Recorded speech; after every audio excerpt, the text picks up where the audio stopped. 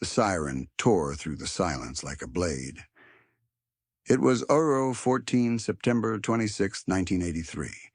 Inside the Soviet Serpukhov 15 early warning bunker, red lights flashed across a row of consoles. In front of them sat Lieutenant Colonel Stanislav Petrov, duty officer for the night shift. Alone in the seat no one ever wanted to occupy. His screen showed one word in stark, pulsing Cyrillic Pusk launch, a single intercontinental ballistic missile detected by the Oko satellite system had just left an American silo. Destination, the Soviet Union. Time to impact 22 minutes. The system lit up. Alarm sounded. Protocol initiated. Petrov froze, not in panic but in disbelief. This wasn't a drill. The system had verified the launch. The computer had declared it real. That meant one thing: he was to mark the warning as valid. Confirm it, pass it to the next level. The General Staff, the Kremlin, retaliation. But he didn't. He stared at the screen. Something didn't make sense. Why just one missile before he could finish the thought? A second alert appeared, then a third, then 5. The protocol was clear. 5 missiles. This was war. The duty officer's orders were unambiguous. Verify the alert, inform High Command, escalate to nuclear readiness. The command post would have minutes to decide on retaliation. Missiles could be launched before the first American warhead even landed. Petrov knew the drill. He had practiced it 100 times, but drills ended with key turns. This was real. He clenched his fists. The command key sat on the table, waiting. He could pick up the hotline, relay the alert, start the countdown. Instead, he said nothing. He looked again at the trajectory map. No radar confirmation yet from ground stations. No visible targets, just satellite data. He had 10 minutes to decide. 5 missiles. UA launch confirmed. Retaliation's protocol active. And the man in charge refused to believe it, not because he had proof, but because the pattern didn't feel right. Because 5 missiles wasn't how the world ended. Not with 5. He stood up. False alarm, he said quietly. And just like that, he broke the chain. The room had been built to prevent thought.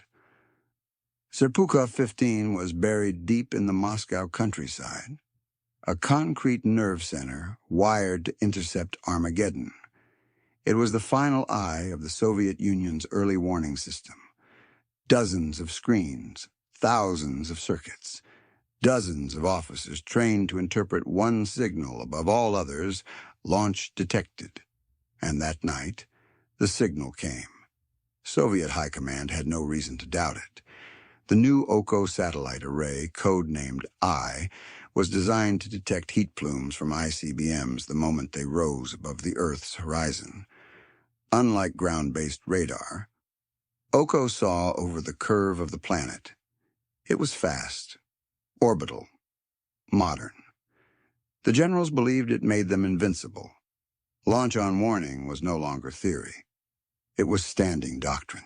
If the United States launched, the USSR would know instantly and respond in minutes. There would be no second Pearl Harbor. The system had been upgraded following NATO's Able Archer exercises and Ronald Reagan's increasing military posturing. Intelligence briefings painted a bleak picture. The Americans were aggressive, unpredictable, arrogant. Soviet leadership believed war was not only possible, but imminent.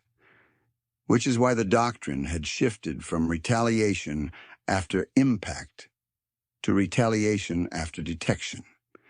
The assumption was brutally simple. If the system said launch, the enemy had fired. No time for doubt, no room for hesitation. Human analysis had become the weak link. The Oko console was built to eliminate that link. When a launch was detected, the officer on duty was expected to act, verify quickly, confirm, and escalate. Not analyze, not second-guess. The screen told the truth. The machine did not lie. It had to be that way. with only minutes between detection and impact. Too much thought meant death. That was the room Petrov sat in, the one built on perfect logic. And yet, it was wrong, because the launch wasn't real. The screen was lying. The machine had misread sunlight bouncing off clouds as missile flares. The algorithm had mistaken brightness for annihilation. And the man inside the room, the one trained not to question, was the only thing that stood between protocol and the end of history. No generals were watching. No superiors were in the loop. The decision belonged to him. Because in that airtight bunker, surrounded by red lights, warning klaxons, and satellite confirmation, Stanislav Petrov was the final voice in a machine designed never to pause, and the world had no idea it was in his hands. In 1983, Soviet nuclear doctrine was brutal in its speed. A real missile launch from the United States would arrive in Soviet airspace in just over 20 minutes. Subtract time for detection, confirmation, and internal escalation, and the Kremlin had barely 10 minutes to respond if that left only two choices: retaliate on impact, die first, strike second, or retaliate on warning. Trust the system, fire before you're hit. After decades of believing that mutual destruction was a stable deterrent, the Soviet Union had shifted. The new doctrine was called Odvetno Vstrekny Udar, launch on warning.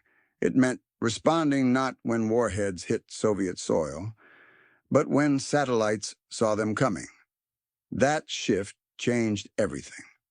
Now, machines would decide when the war began. Serpukhov 15 was built for this logic. It housed the Oko system's ground interface, where satellites fed data directly to command terminals. Trained officers sat in rotations, staring at screens where the future of civilization might flicker without notice. And the men in those chairs were not generals, not statesmen, not even strategic planners. They were technicians.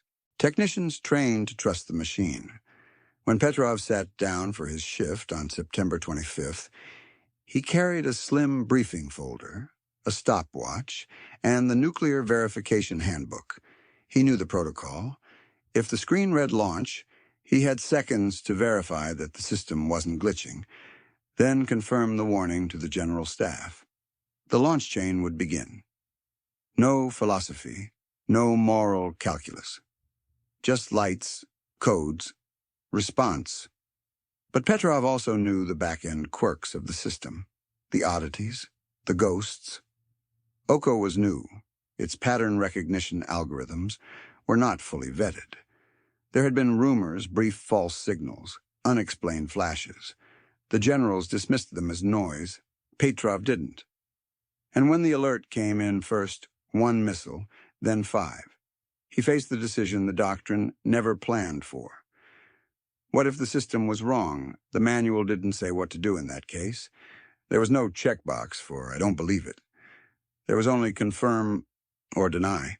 The doctrine was designed to be unbreakable. But that night, it collided with something the Soviet Union hadn't accounted for. A man who knew the rules and chose not to follow them. Stanislav Petrov looked at the console.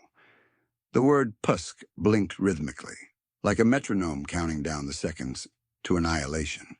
He glanced at the printout. 5 incoming missiles. According to Oko, they had been launched from the United States, solid-fueled, high velocity, with heat signatures matching a Minuteman III ICBM. Everything aligned. The satellite feed, the detection logic, the protocol. Everything but one thing, his instinct. He stood up from his chair, the pressure inside the bunker suffocating. Technicians waited.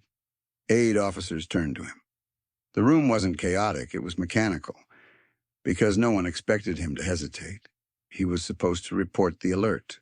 Once confirmed, the command chain would move like clockwork. High command notified. Command bunkers activated, missiles prepped for launch. Petrov didn't move. He had 10 minutes before the theoretical first impact. He looked again at the readout. Only 5 missiles. That didn't make sense. If the USO were launching a first strike, why send just 5? Why not hundreds? Why not saturate every radar and obliterate Soviet command in one move? The logic didn't hold. His mind raced. Could it be a test, a glitch? Could it be a cosmic phenomenon, solar flares? Reflections. The phone on his desk hadn't rung yet. No radar confirmation from ground-based stations. Nothing from the backup systems. Just Oko. He made his decision. He picked up the hotline, but not to confirm. Instead, he reported an error, a likely false alarm. No further action needed.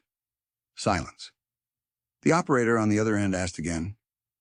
"You're marking this a false alarm?" "Yes," he said. "The system is wrong." He hung up, and that was it.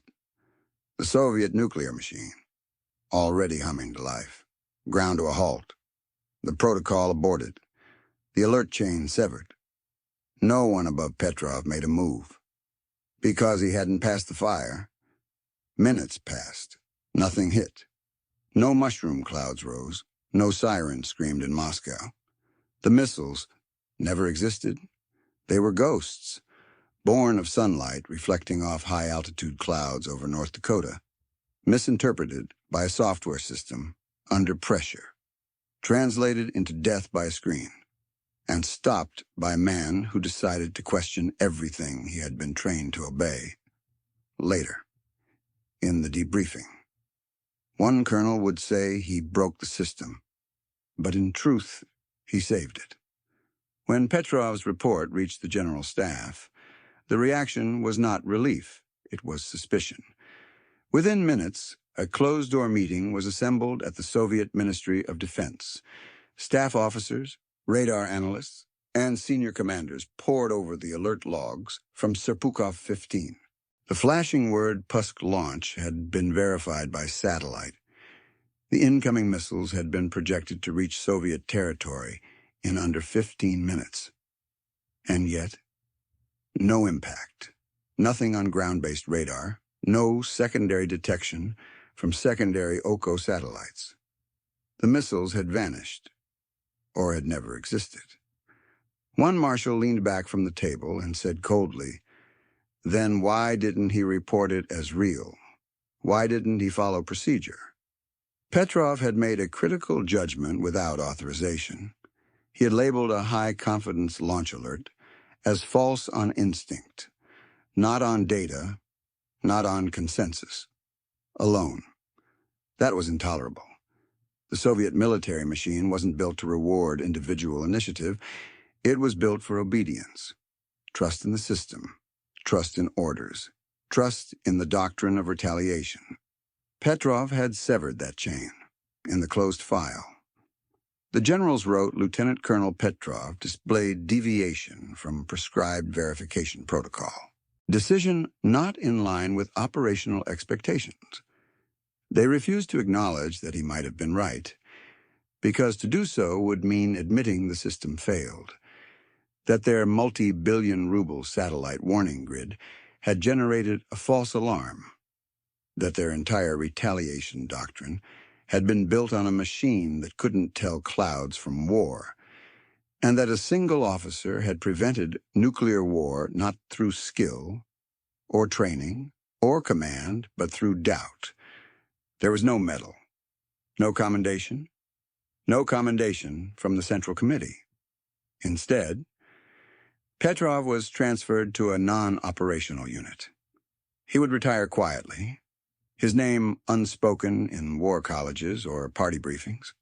In the Soviet Union, there was no room for a man who stopped the end of the world, especially if he had done it by accident or worse on purpose.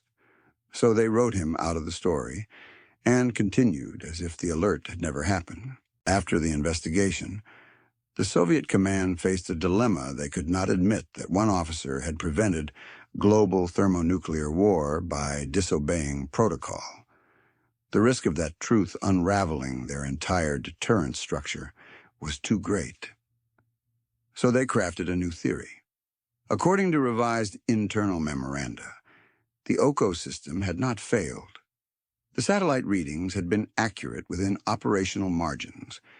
The event, they claimed, was a rare anomaly in atmospheric reflection, a one-in-a-million coincidence that had mimicked a missile launch. No human fault, no systemic breakdown, just nature behaving unpredictably. Petrov's action was recharacterized not as refusal to obey, but as delayed verification, pending auxiliary data. It was a lie. He hadn't delayed anything. He had refused to confirm the warning. He had defied a standing order because his gut told him the world was about to make a mistake. But Moscow needed a narrative that preserved face. In that story, the system had worked. The officer had followed process. No one had panicked, and most of all, no doctrine needed to change. This theory spread quickly inside military intelligence circles. It was cited in classified seminars and internal reviews. Oko's integrity remained untarnished. The General Staff's trust in launch-on-warning doctrine was reaffirmed. But underneath, cracks widened. Technicians who had reviewed the satellite logs knew the truth. The atmospheric anomaly wasn't random. It was a known limitation of the Oko optics. The system couldn't distinguish between missile exhaust and solar reflections during specific Sun-Earth satellite alignments. It had nearly triggered a nuclear war over sunlight, and the man who caught it was sidelined. Petrov returned to civilian life. He refused to participate in interviews. He avoided military reunions. His file remained classified. The story was buried until years later, when the Soviet Union collapsed and fragments of Cold War history began leaking westward. A few details emerged. A Soviet officer had defied the machine, and because of that, there was still a world to tell the story.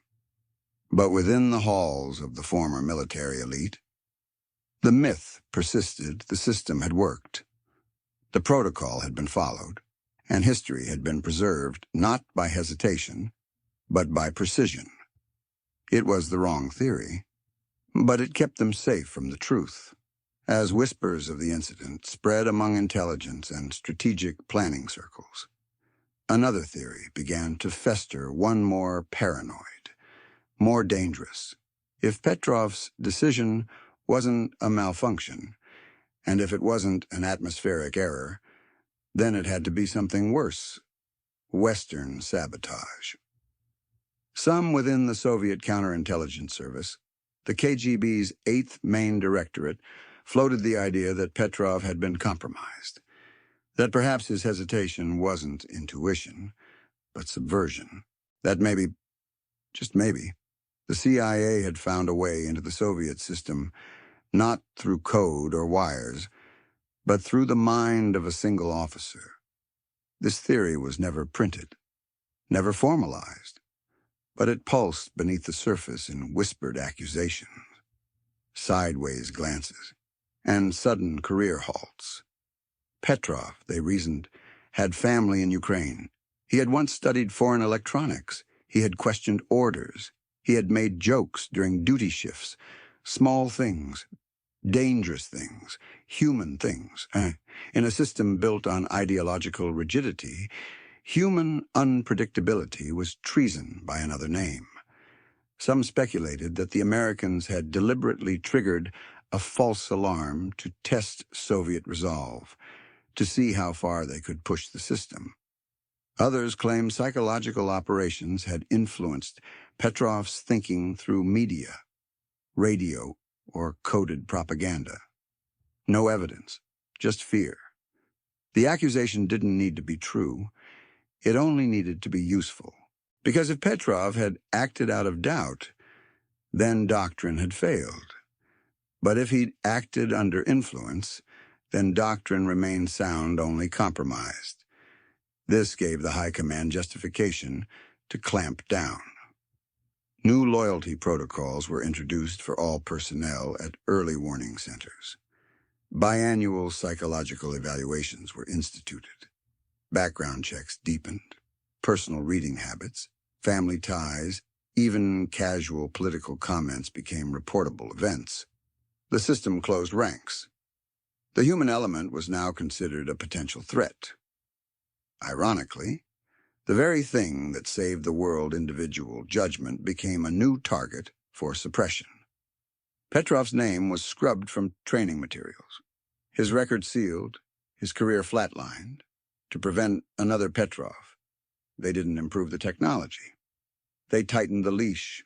In the years that followed, dozens of other officers would cycle through Serpukhov 15. All of them trained to follow the blinking red light. None of them taught what happened the night one man chose not to. Because the truth was too fragile to preserve and too terrifying to repeat. Inside the Soviet military intelligence community, the Petrov incident was quietly catalogued as a Type 1 system false positive. But the label masked a catastrophic truth. The Soviet Union had nearly launched a retaliatory nuclear strike on nothing, and no one had seen it coming. Not the general staff, who believed their early warning network was airtight. Not the KGB, who had monitored American missile silos for decades. Not the GRU analysts, who tracked enemy readiness through a web of informants and signals intercepts. And certainly not the engineers behind the Oko system, who had assured the Kremlin their satellites could differentiate between attack and anomaly. All of them missed it, because all of them believed too deeply in the machine. The intelligence failure wasn't technical, it was systemic. A nation that prided itself on paranoia had grown overconfident in code. The Soviets had built a fortress of surveillance, but they'd filled it with people who weren't allowed to question what it told them. Oko detected 5 missiles. No one asked why there were only 5. No one noticed that the radar stations on the ground weren't confirming the tracks. No one paused to reevaluate except the man who was never supposed to. Worse, the failure revealed that Soviet intelligence had no secondary protocol for human override. Petrov's act wasn't just outside the manual, it was outside the imagination of the system. And the Americans, they had no idea. No ICBMs were launched that night. The United States had conducted no missile drills. No submarines had surfaced. The supposed nuclear attack was a ghost, generated by cosmic geometry and misread by satellites racing across the edge of the planet. The CIA wouldn't learn of Petrov's action for years. When U.S. analysts eventually pieced it together in the early 1990s through defector testimony and declassified files, the shock was immediate. They had come within minutes of Soviet retaliation, and no one in Washington had seen the threat. There had been no raised alert levels, no diplomatic warnings, no indicators from SIGINT, HUMINT, or overhead surveillance. The missile warning had risen and fallen entirely within Soviet walls. The world had balanced on the edge of apocalypse, and no one had known. Petrov wasn't listed on any U.S. watch list. His name appeared nowhere in CIA profiles. Because he hadn't done anything, at least not in public, he had simply chosen not to believe the system. The ultimate intelligence failure wasn't just in the wires or the code. It was in the assumption that war would only begin with intention, not accident, across the ocean, in the hardened bunkers of NORAD and the nuclear silos of the American Midwest. The air was still calm, silent. There was no launch, no alert, no crisis. September 26, 1983 was just another quiet Monday night in the American nuclear command chain. The Cold War burned hot, but no orders were given. No missiles were primed, no fingers hovered over launch keys, because the United States wasn't preparing to attack. Washington didn't know that the Soviet Union had come within minutes of retaliating against a ghost. They didn't know their satellite position had triggered a false alarm. They didn't know one man unknown, unnamed, had saved the world by doing nothing. But this ignorance revealed a deeper truth. The American system wasn't designed to trust the machine. While both superpowers developed launch-on-warning capabilities, the U.S. built in one additional layer doubt at the Strategic Air Command.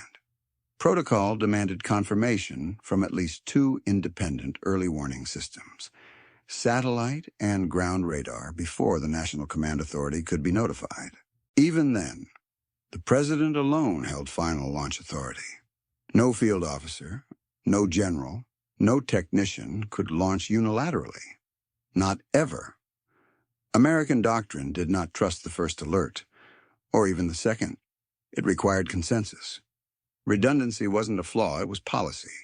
Slower by design, riskier, perhaps in terms of first strike survivability, but safer against false alarms. And history had already taught the U.S. to fear false alarms.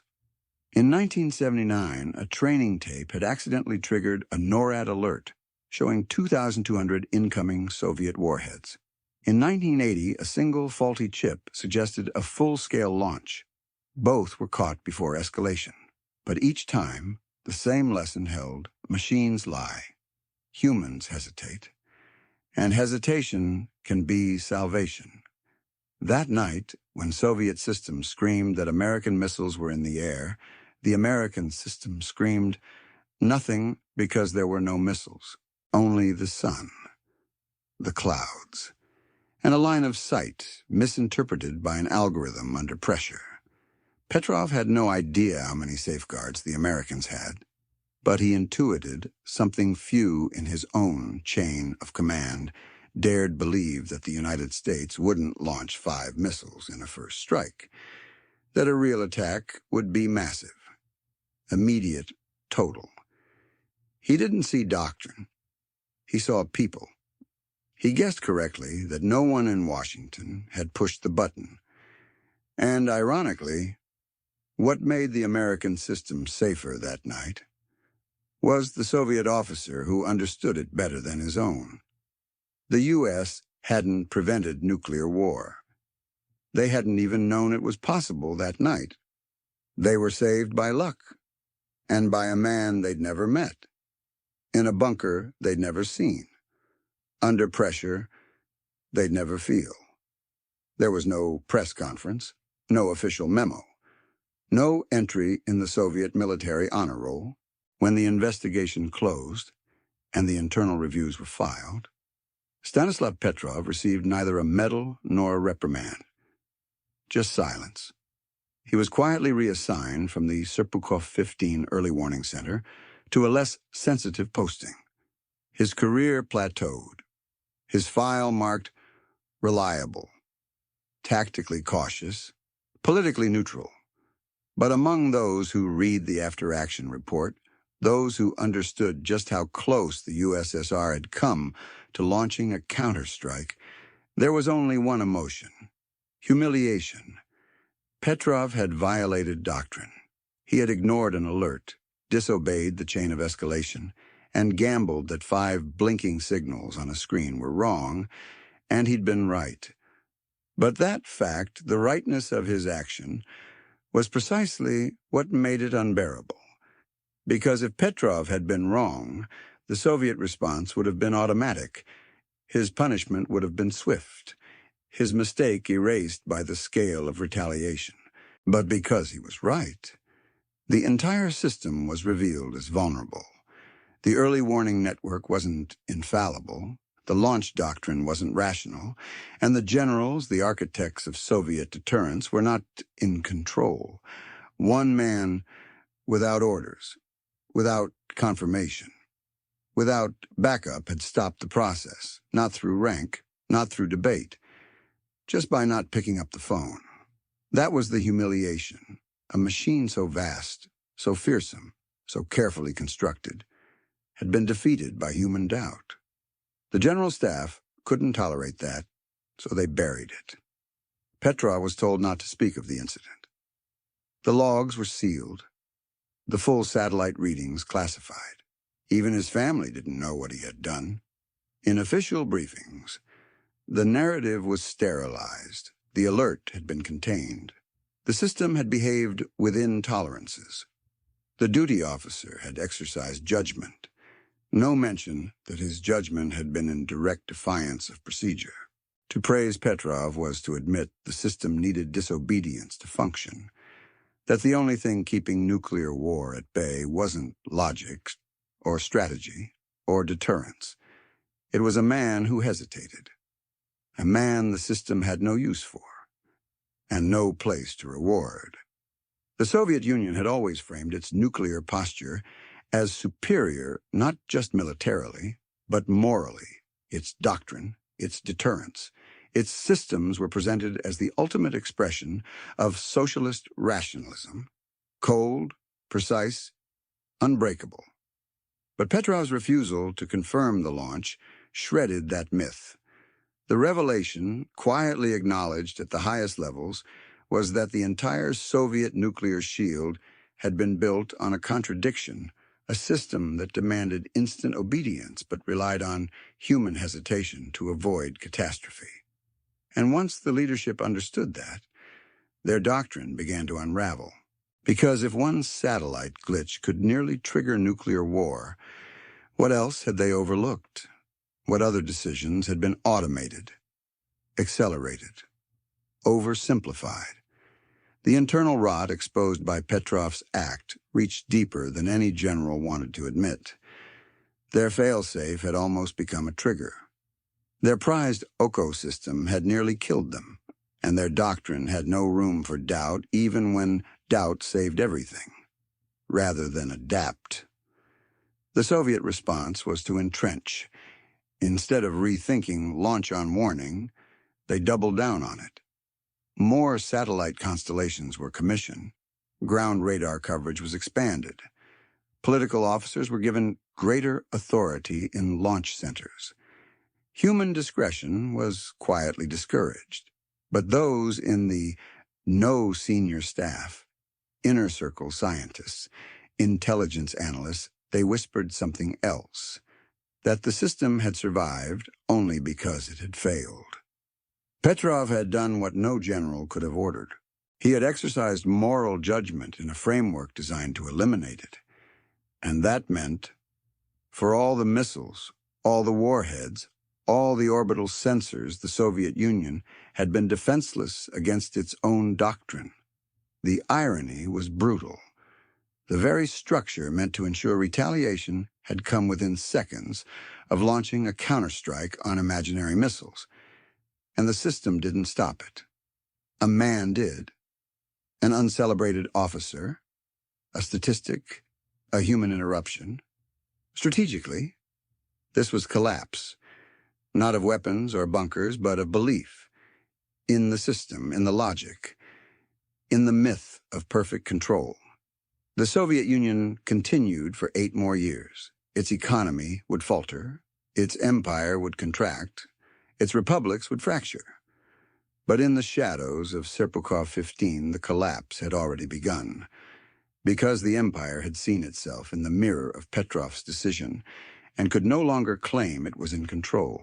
Stanislav Petrov died quietly in 2017 in a small Moscow suburb, living on a modest pension. No statues were raised, no national awards were given. For most of his life, almost no one outside a narrow circle of military insiders even knew his name. But the silence he created still echoes. He never fired, never pressed a button, never triggered an alert. And in that nothingness, in that pause between suspicion and escalation, he may have saved more lives than any soldier in history. It wasn't until after the fall of the Soviet Union, when fragments of the Cold War archives leaked into the West, that the truth emerged. That in a darkened bunker in 1983, a man defied protocol, silenced the alarm, and disobeyed the machine. The West would later call him the man who saved the world. He never called himself that. He simply said, "I was just doing my job. I didn't want to be responsible for the end of everything." Today, Petrov's name survives in documentaries, articles, and quiet footnotes in nuclear policy reports. His face appears in grainy photographs, behind glowing monitors and fading uniforms. But what he truly left behind was not an image. It was a question. What if he hadn't been there? What if someone else had sat in his chair? What if doctrine had moved faster than thought? What if the machine had won? The Cold War is over. The missiles were never launched. The screens have gone dark. But Petrov's hesitation remains not as a warning, not as a miracle, but as a fact. That in the most dangerous moment of modern history, one man, alone, saw the fire and chose not to strike the match.